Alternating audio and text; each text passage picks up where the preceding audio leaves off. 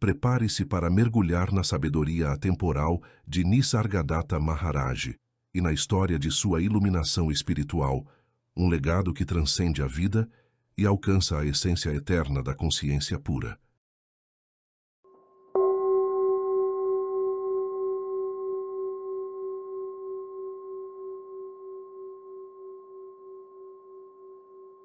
Seja bem-vindo a mais um vídeo do Cisco de Deus. É uma gratidão enorme recebê-lo aqui. Este vídeo explora a vida extraordinária de Nisargadatta Maharaj, focando especialmente em seu despertar espiritual e na jornada que o levou a se tornar um dos mestres espirituais mais reverenciados do século XX. Descubra como suas palavras simples, mas profundas, continuam a ressoar no coração daqueles que buscam a verdade última da existência.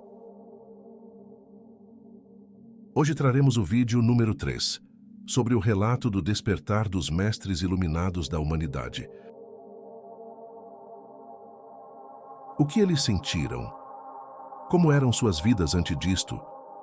Como chegou esse chamado do despertar? Já nasceram predestinados à iluminação? Quais foram os desafios que enfrentaram? Foi um processo fácil? Suas famílias compreendiam? E você? Está preparado para o vídeo e para a iluminação?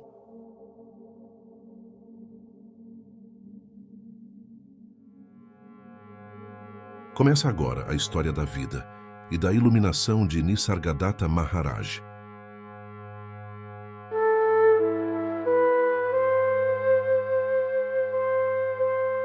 Nisargadatta Maharaj, um mestre espiritual que transcendeu os limites do tempo e da dualidade na vibrante Mumbai, Índia.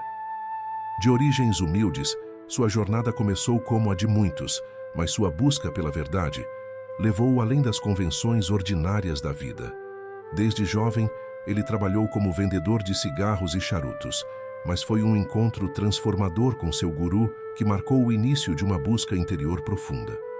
Sob a orientação de Siddharameshwar, Nisargadatta foi iniciado no caminho da auto-investigação e da realização espiritual. O despertar de Nisargadatta não foi apenas uma realização pessoal, mas uma luz que brilhou para todos os buscadores da verdade. Seus ensinamentos diretos e penetrantes inspiraram uma geração de buscadores espirituais, guiando-os para além das ilusões da mente e do ego.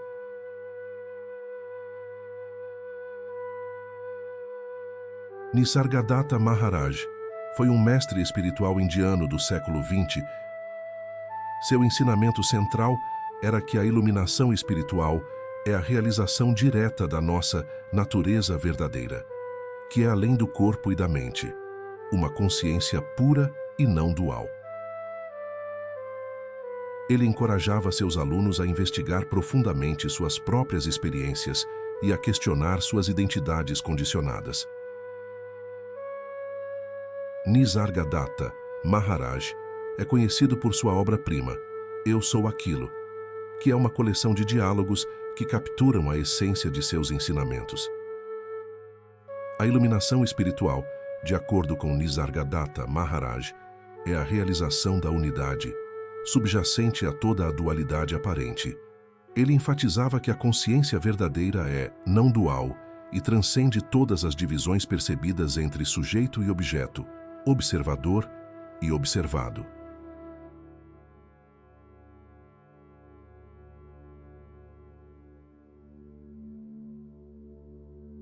A vida de Nisargadatta Maharaj é um enigma. Pouco se sabe sobre sua juventude, seus estudos ou sua jornada espiritual.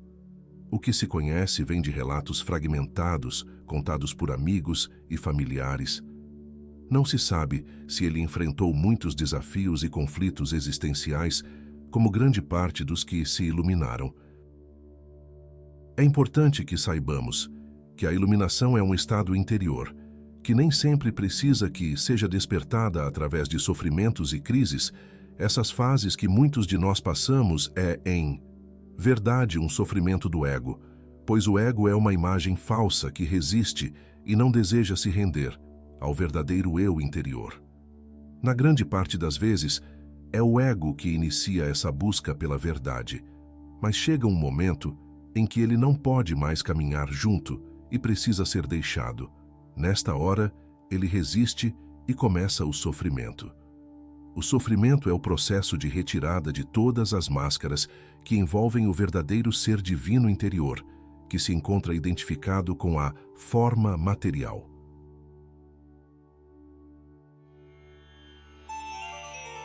Vamos à vida de Nisargadatta Maharaj.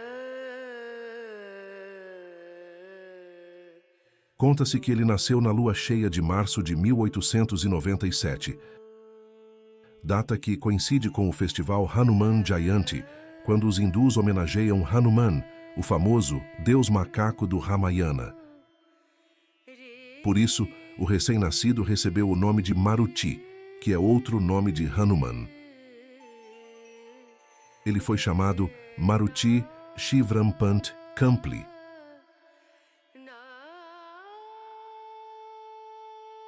Privado de educação formal e crescendo em meio à pobreza, Maruti acompanhava o pai em seu trabalho como serviçal em uma casa em Bombaim. Mais tarde, a família se mudou para uma pequena propriedade rural em um vilarejo próximo à floresta de Ratnagiri, em Maharashtra.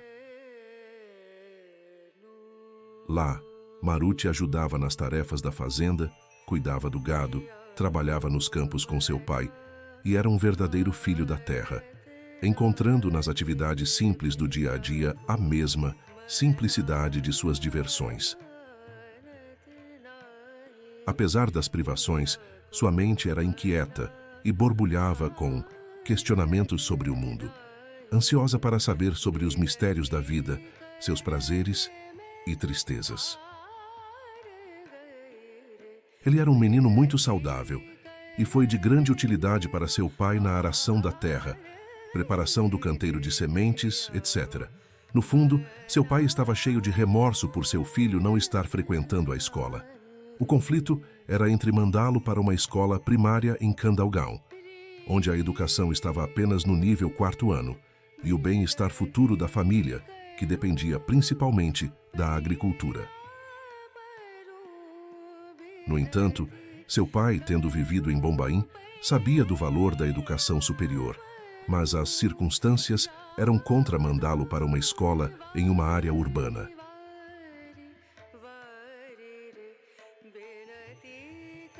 Após a rotina diária de trabalho com a família, à noite, regularmente o pai costumava reunir a todos e contar-lhes histórias de Navnath Bhaktisar, um livro sagrado escrito em Marathi, dividido em 40 capítulos ou histórias, usado para reflexão, meditação e recitação.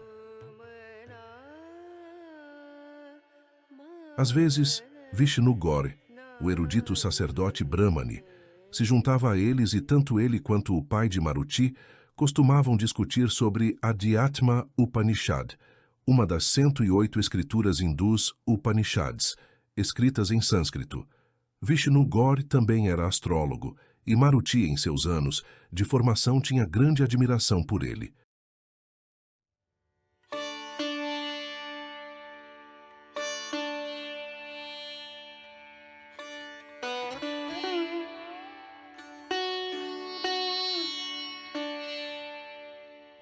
Apesar de seus irmãos já conhecerem a vida agitada de Bombaim, Maruti era fruto de uma vida completamente rural.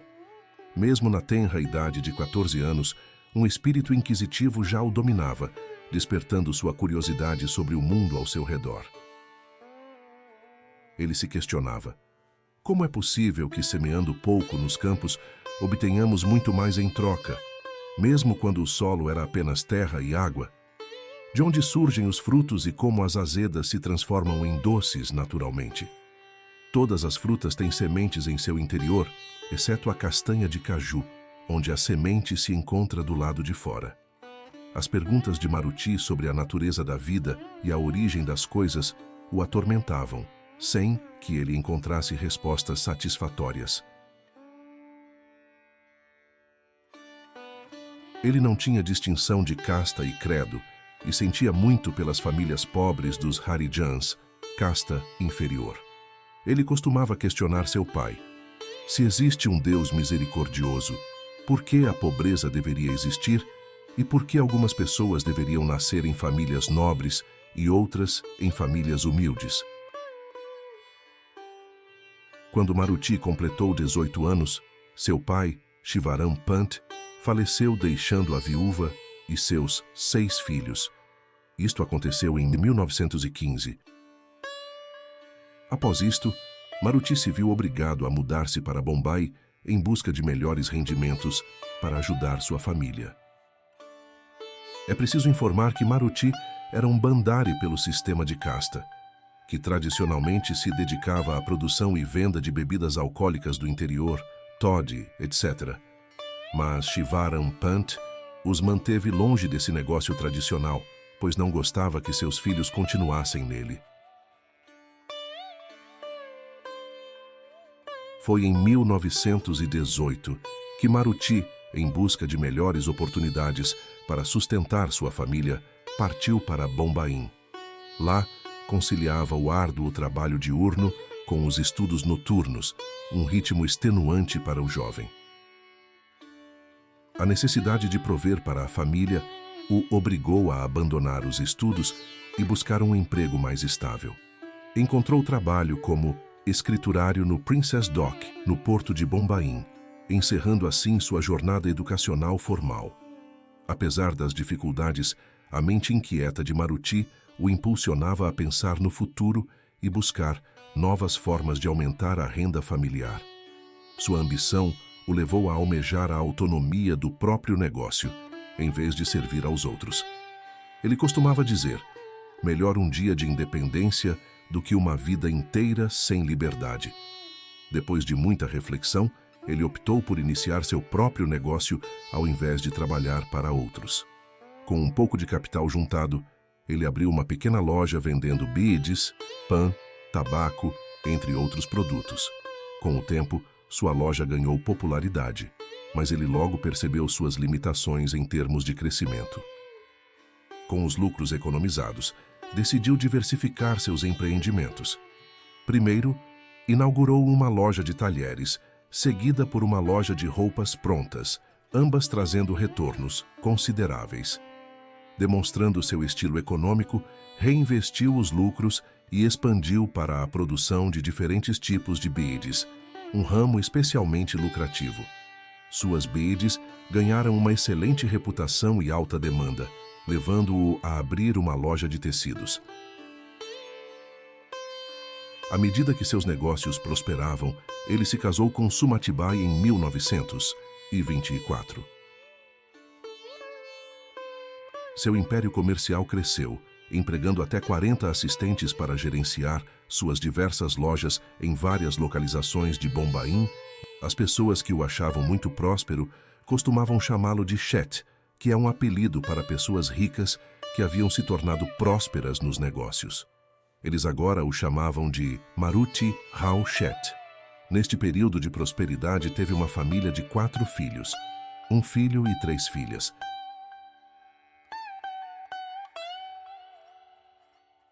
Assim, ele alcançou muito sucesso em sua vida material. Apesar disso, as questões profundas que o perturbavam desde a infância continuavam sem resposta. Ele ponderava sobre a natureza, do mundo, sua própria identidade e a existência de Deus. Essas perguntas o atormentavam diariamente, diminuindo gradualmente seu interesse nos negócios. Ele encontrou muitos sadhus e sannyasis, que, embora parecessem sábios vestidos com suas vestes açafrão, malas penduradas, mostravam-se ignorantes sobre a verdadeira natureza de Deus. Ele costumava dizer que Deus era gentil e misericordioso com ele. Ele sempre quis o que realmente lhe pertencia. Ele costumava pedir ao seu guru: por favor, diga-me quem eu sou e o que é meu. Eu quero o que é meu. Não tocarei em nada que não seja meu. Quando ele pressionou seu guru por uma resposta sobre quem ele era, seu guru lhe disse que ele era a verdade suprema. Maruti seguia fielmente os rituais tradicionais de adoração, jejuns e observâncias religiosas recomendadas por seus pais. Ele frequentava os templos de Shiva em Bhuleshwar e Walkeshwar, realizava pujas diários e alimentava vacas antes de suas visitas ao templo. Seus deuses preferidos eram Panduranga de Pandharpur e o santo Dhyaneshwar de Alandi. Ele adotou o vegetarianismo rigoroso e praticava austeridades como ficar de pé sobre uma perna enquanto recitava mantras como forma de penitência.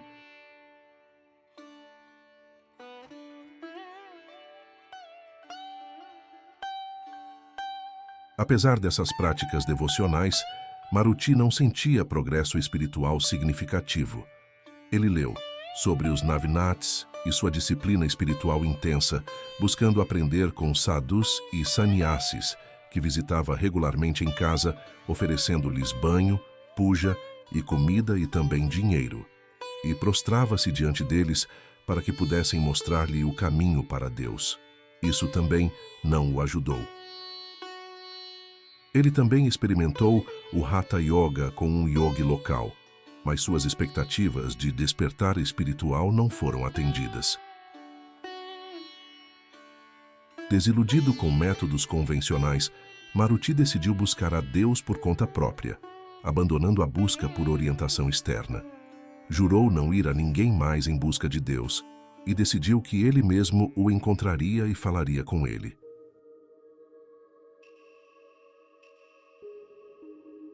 Maruti Sheth tinha um amigo comerciante muito religioso chamado Bagkar, que frequentava regularmente um santo em Karnataka. Ele sugeriu que Maruti se juntasse a ele para ouvir os discursos do santo, Sri Siddharameshwar Maharaj. Inicialmente relutante, pois estava desiludido sobre todos e não acreditava que havia alguém em Bombaim que fosse santo. Portanto, ele não estava interessado em receber iniciação de Siddharameshwar Maharaj ou mesmo assistir às suas palestras, mas Maruti acabou concordando em ir por consideração ao amigo que havia feito um pedido lamentoso. Na noite, Bagkar, Maruti e seu irmão, que também os acompanhou, tiveram que ir a um lugar na rua do templo de Tara, onde Siddharameshwar estava hospedado, mas logo na entrada da rua, eles encontraram alguns garotos zombando do guru e rindo alto e pedindo às pessoas que voltassem. O irmão de Maruti se recusou a ir mais longe e pediu a seu irmão que também não fosse. Mas como ele havia dado sua palavra a Bagkar, disse a seu irmão para voltar para casa, se não estivesse interessado, porque ele acompanharia Bagkar. O discurso naquela noite foi sobre o Yoga Vasishta, o que era um tanto difícil de entender e mais ainda de seguir, pois o tipo de sadhana pregado pelo Maharaj estava além de sua capacidade. Mas as palavras do Maharaj o assombravam e não saíam de sua mente. Depois dos próximos 3 ou 4 dias, Sri Maharaj o chamou e disse a Maruti que queria lhe dar iniciação. Ele havia lido sobre as relações Guru-Shishya, onde o discípulo tem que seguir meticulosamente as ordens se ele aceitasse Sri Siddharameshwar Maharaj como seu guru. Maharaj percebeu a dificuldade na mente de Maruti e disse a ele: "Não se preocupe. Se depois você sentir que não quer continuar, pode deixar para lá." Depois disso, ele se sentiu aliviado e concordou em se tornar seu discípulo com uma mente muito clara e de bom humor, pois era em seus próprios termos. Quando Maruti se prostrou diante de seu guru, este pediu que ele se sentasse na frente dele. Ele ouviu as palavras de seu guru e sentiu algo incomum acontecendo com ele e então entrou em Samadhi, uma experiência direta, mas temporária do ser. Sobre esta experiência única, ele contou a seus amigos em Marathi que sua identidade mudou e ele se tornou o universo inteiro e no processo tantas luzes coloridas se misturaram. Depois a identidade universal também desapareceu. Ele somente se tornou consciente de seu entorno quando seu guru o trouxe de volta do estado de Samadhi. Essa experiência resolveu as questões que o atormentavam desde jovem. Foi assim que Maruti se transformou em Nisargadatta, sob a orientação espiritual de Sri Siddharameshwar Maharaj. em 1933. Maruti, agora chamado Nisargadatta. Após esse evento transformador, mergulhou profundamente em práticas espirituais em sua busca honesta por Deus.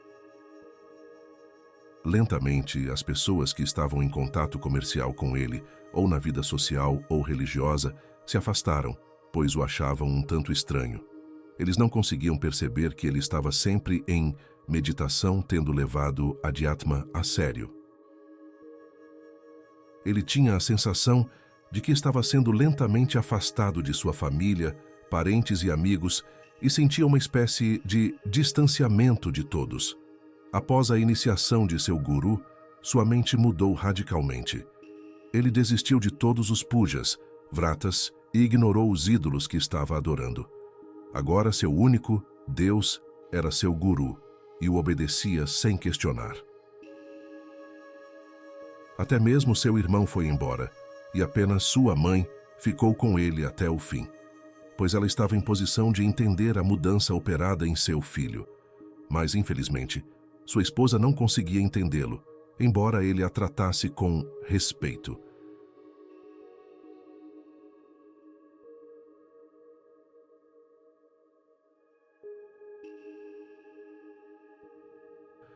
Quando pessoas ricas e eruditas costumavam visitar seu guru, Nisargadatta costumava ficar em um canto com um caderno e um lápis e anotar tudo o que saía dos lábios de seu guru. Ele costumava dizer que as palavras de seu guru eram sua comida e ele costumava comê-las e não ouvi-las, pois todo o seu corpo se transformava em um yantra. Um yantra é um desenho geométrico que age como uma ferramenta altamente eficiente para contemplação, concentração e meditação.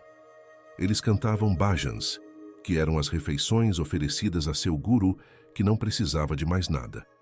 Os bhajans são cantos e músicas devocionais que se referem às glórias do Senhor.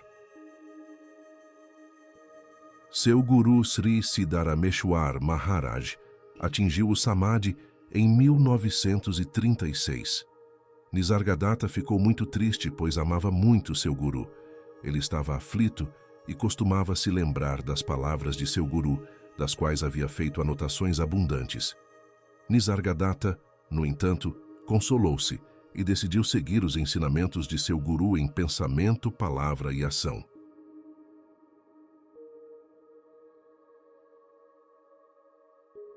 Ele estava constantemente pensando na morte de seu guru Maharaj e decidiu que deveria renunciar a tudo o que tinha na vida, família, negócios, amigos, e fugir sem que ninguém soubesse para o Monte Himalaia.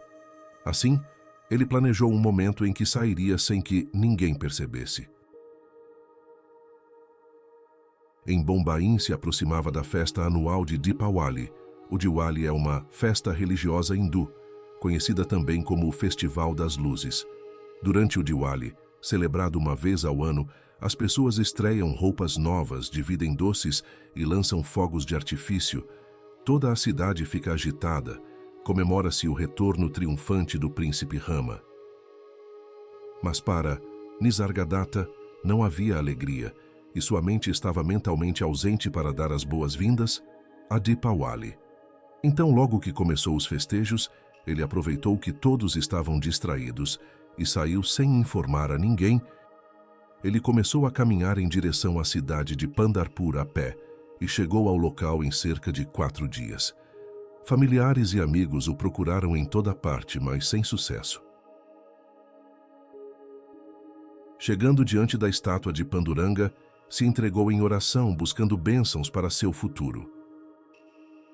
Ele comprou 2 lungis, roupas indianas, Rudraksha-malas de açafrão, consideradas como verdadeiras joias nos Vedas, Puranas e nos Upanishads, e usadas frequentemente como um talismã de proteção e para cantar mantras, e um tapete, e em um ato de caridade, doou suas roupas para um necessitado. Com a única moeda que lhe restava, ele a jogou no rio Chandrabhaga, que banha Pandharpur. Depois disso, ele começou a caminhar para o sul, sem nenhum plano. Sua fé em seu guru era tanta que ele não tinha medo algum sobre seu futuro e andava a pé de um lugar para outro, sem conhecer nenhuma das línguas do sul da Índia, e não se importava com comida, pois estava mentalmente pronto para jogar seu corpo fora, se necessário. Ele tinha grande fé nas palavras de seu guru, de que ele assumiria a responsabilidade pelo bem-estar dos discípulos. Muitas vezes, acontecia que alguém vinha e lhe dava tudo o que ele precisava: comida, passagem de trem e passagens de ônibus.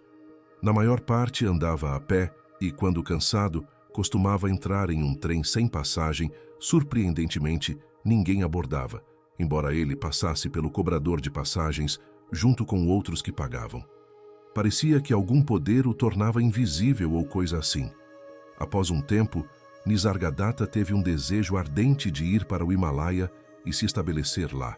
No caminho, inesperadamente conheceu outro Guru Bandhu renunciante, que estava ansioso para ouvir a história de Nisargadatta.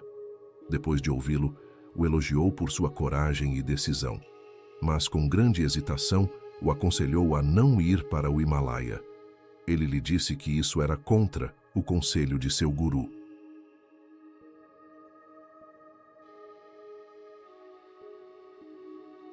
Nisargadatta sabia de tudo isso, mas depois de ter abandonado tudo era difícil retornar. Depois de muito refletir, uma voz interior lhe disse para voltar e reencontrar os membros de sua família. E assim chegou à conclusão de que não havia mal algum em retornar, pois seu sannyas, que significa processo de renúncia, não era baseado em abandono físico, mas sim em viveka, que significa discernimento. Sua caminhada de pés descalços rumo aos Himalaias, onde planejava passar o resto de seus anos, em busca da vida eterna, era uma futilidade de seu ego ainda presente num processo de busca. A vida eterna não era algo para ser desejado. Ele já a possuía. Tendo ido além da ideia de eu sou este corpo, ele penetrou num estado mental tão cheio de alegria, paz e glória, que qualquer coisa lhe parecia inútil comparado a essa sensação. Quando ele voltou para casa, a família ficou muito feliz, mas também surpresa ao ver como ele havia mudado. Cabelos longos e desgrenhados, barba, roupas coloridas e contas. Seus negócios prósperos tinham desaparecido. Todas as lojas, exceto sua loja original de Panbedi, estavam fechadas. No entanto, a perda financeira não o incomodava, pois ele havia encontrado riqueza interior. Ele retornou ao lugar onde começou 18 anos antes. Sentava-se na loja como de costume, mas algo havia mudado nele.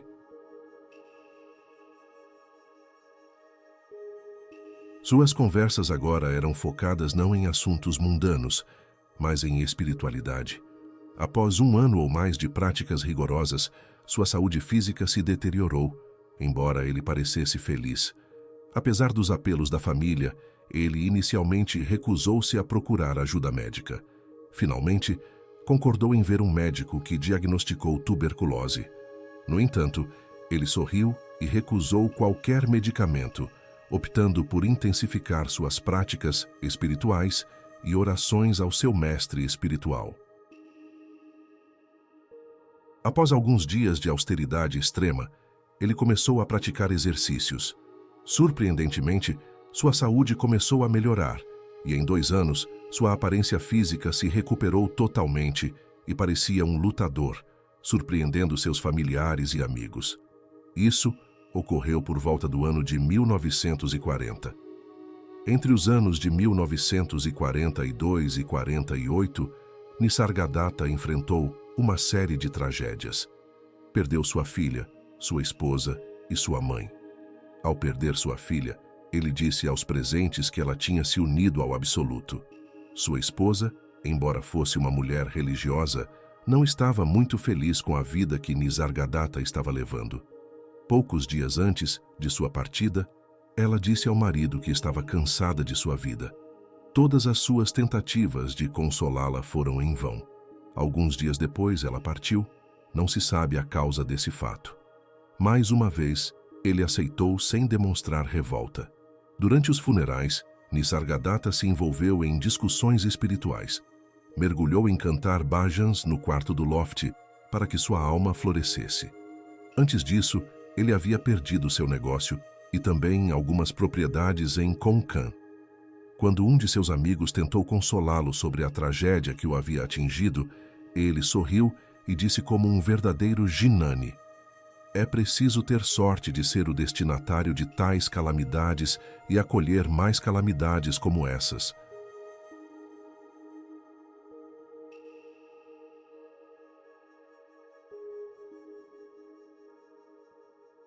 Enquanto fazia seus negócios, a maioria de seus clientes ficava um pouco para discutir o assunto da realidade última. Essa atividade culminou em uma multidão sempre do lado de fora da loja, esperando para absorver suas pérolas de sabedoria. Finalmente, quando seu filho conseguiu administrar a loja, ele se retirou para um pequeno quarto no sótão de sua casa, que se transformou em um ashram para devotos indianos e estrangeiros que o visitavam. Apesar dos pedidos de devotos ricos de Bombaim para que ele viesse morar em suas luxuosas residências, ele recusou, preferindo continuar vivendo modestamente em seu pequeno quarto no sótão.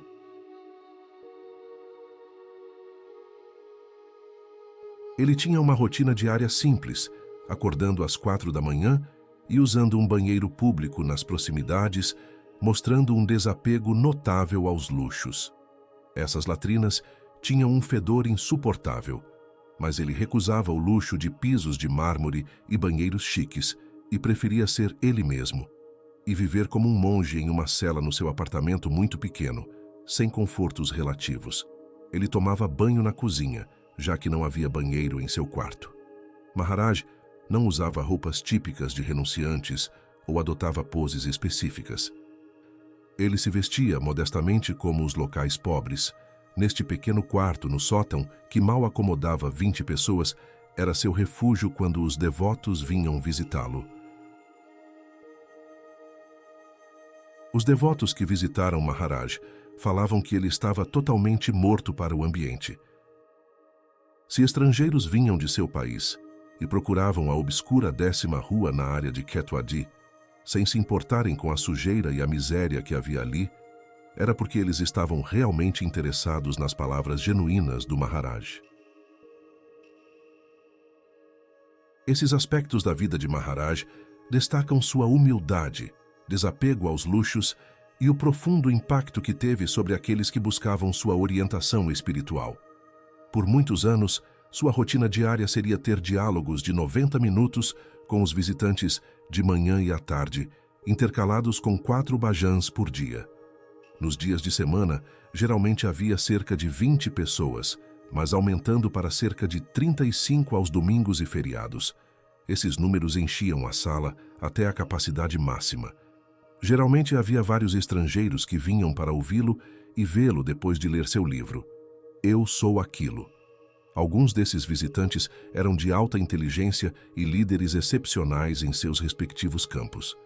E ainda assim, eles vinham para ouvir um homem que quase não tinha educação superior. Ele seria duro e sarcástico com aqueles que vinham para exibir seu próprio conhecimento e aprendizado, mas seria paciente e tolerante com aqueles que vinham com desejo sincero de aprender a verdade.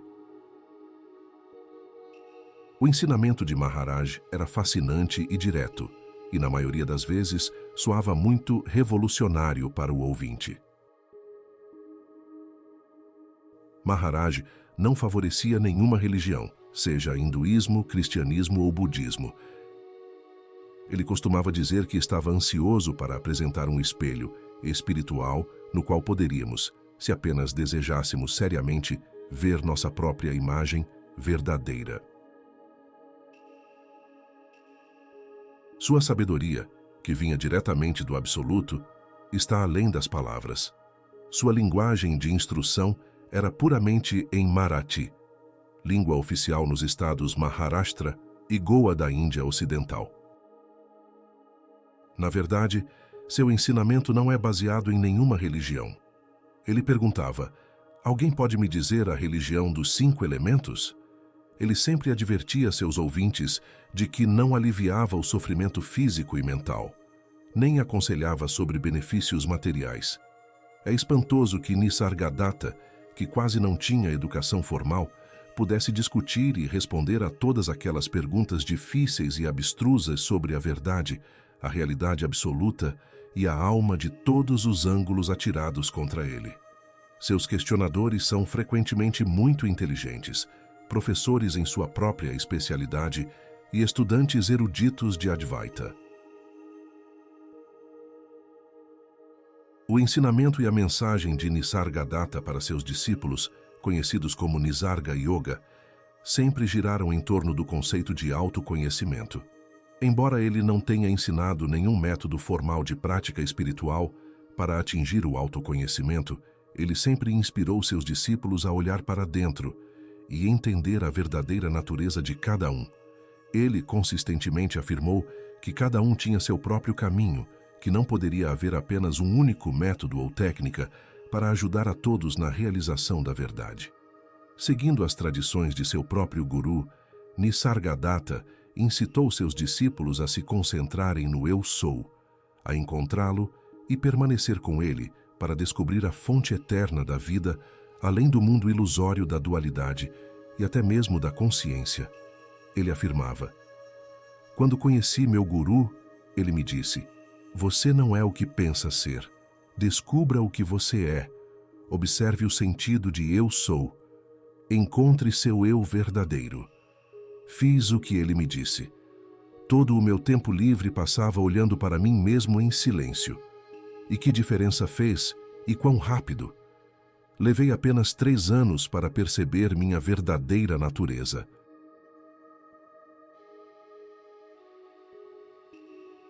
Em seus ensinamentos, encontramos a essência de sua busca incessante pelo Eu Sou, a essência pura e imaculada que reside além das ilusões do ego. Ele nos lembra que Eu Sou não é um conceito a ser entendido intelectualmente, mas sim uma revelação direta da consciência primordial que permeia todas as coisas. Conhecer o Eu é ser o Eu, livre de todas as distinções e dualidades. Podemos citar aqui algumas de suas falas mais profundas. Todos os seus problemas são problemas do seu corpo: comida, roupa, abrigo, família, amigos, nome, fama, segurança, sobrevivência. Tudo isso perde o significado no momento em que você percebe que pode não ser um mero corpo. Você não dá atenção ao seu eu. Sua mente está sempre ocupada com coisas, pessoas e ideias, nunca com o seu eu. Traga o seu eu para o foco. Torne-se consciente da sua própria existência. Veja como você funciona.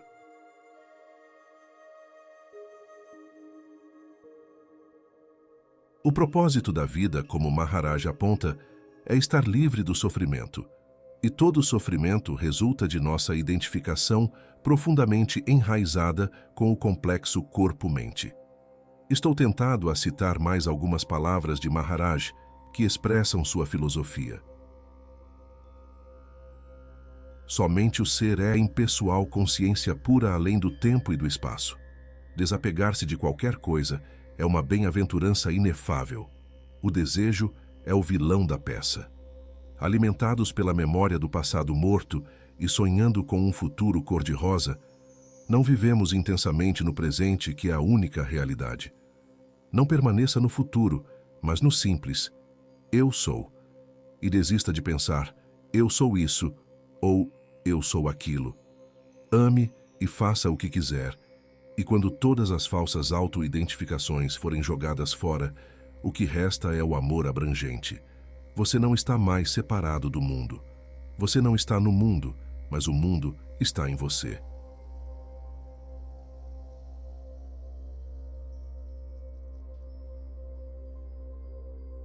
Os últimos dias de Nisargadatta Maharaj foram marcados por uma serenidade profunda e uma aceitação tranquila da morte iminente. Ele foi diagnosticado com câncer no pescoço e, apesar das dores físicas, permaneceu calmo e desapegado, mantendo sua postura de mestre espiritual até o fim. Maharaj continuou a receber visitantes em seu modesto apartamento em Mumbai, onde oferecia ensinamentos finais sobre a natureza da consciência e a transcendência do eu. Seu quarto se tornou um local de peregrinação para buscadores espirituais e discípulos, todos tocados pela sua presença iluminada. No dia 8 de setembro de 1981, Nisargadatta Maharaj deixou seu corpo físico, deixando para trás um legado de ensinamentos profundos sobre a natureza do ser e a realização da consciência além do corpo e da mente. Sua partida foi marcada pela tranquilidade e pela continuidade de sua mensagem de despertar espiritual. O funeral foi marcado para acontecer no dia seguinte. No dia seguinte, o corpo de Maharaj foi colocado em uma posição reclinada e levado para o crematório de Banganga, em uma procissão que incluía vários milhares de pessoas. Quando o corpo chegou ao crematório, a multidão havia aumentado. A pira funerária foi acesa pelo filho de Maharaj, no final de uma cerimônia simples mas comovente, que começou com os bhajans, habituais diante do santuário do Guru de Maharaj, que ficava próximo. As chamas consumiram o corpo de Maharaj e a estrutura física de Maharaj se fundiu nos elementos dos quais era feita.